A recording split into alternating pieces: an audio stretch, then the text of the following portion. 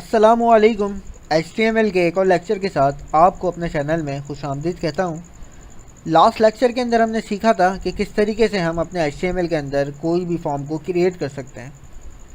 आज की वीडियो के अंदर हम देखेंगे कि किस तरीके से हम अपने HTML के अंदर कोई भी टेबल क्रिएट कर सकते हैं। टेबल को क्रिएट करने के लिए सबसे पहले तो हमें टेबल का टैग यूज़ करना होता है। जिस तरीके से हमने फॉर्म को क्रिएट करने के लिए फॉर्म का टैग यूज़ किया था, इसी तरीके से टेबल को क्रिएट करने के लिए भी हमें टेबल का टैग यूज़ करना पड़ता है। टेबल के टैग के अंदर 3 टैग्स और होते हैं हमारे पास, जिनको हमें यूज़ करना पड़ता है।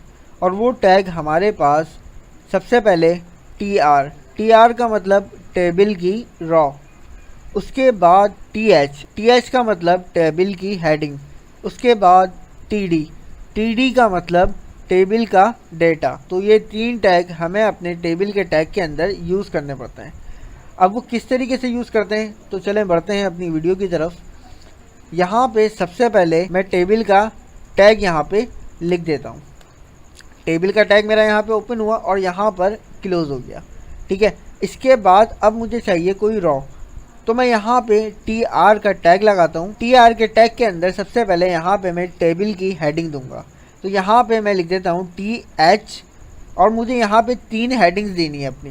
तो मैं यहाँ TH को मल्टीप्लाई करवा देता हूँ 3 से, और यहाँ पे मैं इंटर प्रेस करता हूँ। तो यहाँ पे देखिए मेरे पास 3 टेबल हेडिंग के टैग्स यहाँ पर ओपन हुए और क्लोज हो गए। बार बार मुझे यहाँ पे ओपन और क्लोज नहीं करना पड़ा। मुझे 3 टैग चाहिए थे, मैंने उन टैग के आगे यहाँ पे मल्टीप्लाई बाय 3 कर दिया। तो यहाँ पे ऑटोमेटिक यहाँ पे 3 टैग मेरे पास ओपन एंड क्लोज हो गए। फर्स्ट हेडिंग के अंदर मैं यहाँ पर डालता हूँ नेम, सेकेंड हेडिंग के अंदर मैं यहाँ पे डालता हूँ क्लास, थर्ड हेडिंग के अंदर मैं यहाँ पे डालता हूँ रोल नंबर।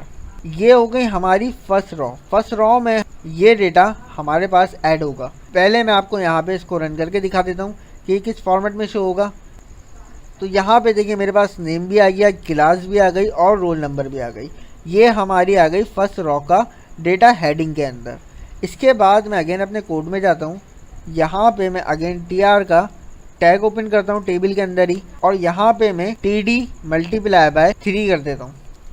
तो यहाँ पे मेरे पास 3 टी.डी यहाँ पर ओपन हुए और क्लोज हो गए, मीन्स टेबल का डेटा। ऊपर हमने टेबल की हेडिंग दी थी, और यहाँ पे अब हम क्या दे रहे हैं, टेबल का डेटा। यहाँ पे मैं लिख देता हूँ नेम अहमद, क्लास में इसको दे देता हूँ 5, और इसको मैं रोल नंबर दे देता हूँ इसका 5, ठीक है। इसके बाद मैं अगेन यहाँ से इसको कॉपी करता हूँ इस पूरे टी.आर को, और यहाँ पे आके पेस्ट कर देता हूँ। यहाँ पे मैं नेम चेंज कर देता हूँ, यहाँ पे मैं लिख देता हूँ वकार, यहाँ पे मैं इसको क्लास दे देता हूँ 6, और यहाँ पे मैं इसको रोल नंबर दे देता हूँ इसका 8। अगेन मैं इसको यहाँ से कॉपी करता हूँ और यहाँ पे इसको पेस्ट कर देता हूँ। यहाँ पे मैं नेम चेंज कर देता हूँ, यहाँ पे मैं लिख देता हूँ हाशिर, यहाँ पे मैं इसको क्लास दे देता हूँ 7, और यहाँ पे इसका रोल नंबर मैं दे देता हूँ 4। अब जाके मैं इसको रन करता हूँ,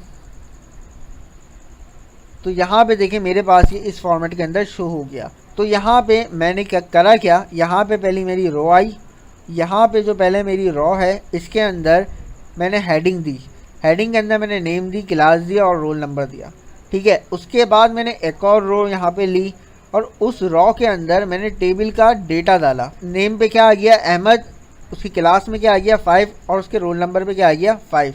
यही काम इस थर्ड रॉ के अंदर हुआ, यही काम इस फोर्थ रो के अंदर हुआ। पहली रॉ ये थी, सेकंड रॉ ये आ गई हमारे पास, थर्ड रॉ ये आ गई, एंड फोर्थ रो यहाँ पर ये आ गई। अब जितना जितना मैं यहाँ पर टेबल की रॉ ऐड करता रहूँगा उतना मेरा टेबल बढ़ता रहेगा।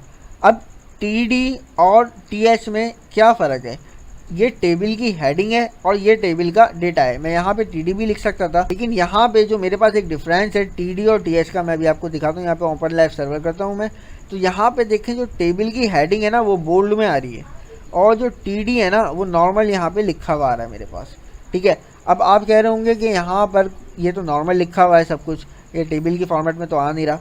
तो मैं यहाँ अपने कोड में जाता हूँ, टेबल में जाता हूँ, टेबल में जाके मैं यहाँ पे लिखता हूँ बॉर्डर इज़ इक्वल टू 1। अब मैं जाके इसको यहाँ से ओपन विद लाइव सर्वर करता हूँ, तो यहाँ पे देखेंगे मेरे पास टेबल के फॉर्मेट के अंदर पूरा आ गया।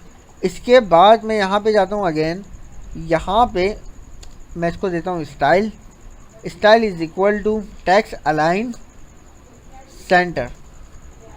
अब मैं जाके इसको यहाँ से ओपन विद लाइव सर्वर करता हूँ, तो यहाँ पे देखें मेरे पास ये जो डेटा है पूरा सेंटर के अंदर आ गया और टेबल के फॉर्मेट के अंदर आ गया। यहाँ पर आता हूँ मैं टेबल से पहले यहाँ पे मैं H2 की हेडिंग डालता हूँ और यहाँ पे लिख देता हूँ मैं टॉप 3 स्टूडेंट्स, और इसको मैं यहाँ से सेंटर में ले आता हूँ। सेंटर का टैग ओपन करता हूँ और यहाँ पे मैं इसको बिल्कुल एंड के अंदर टेबल के बाद क्लोज कर दूँगा।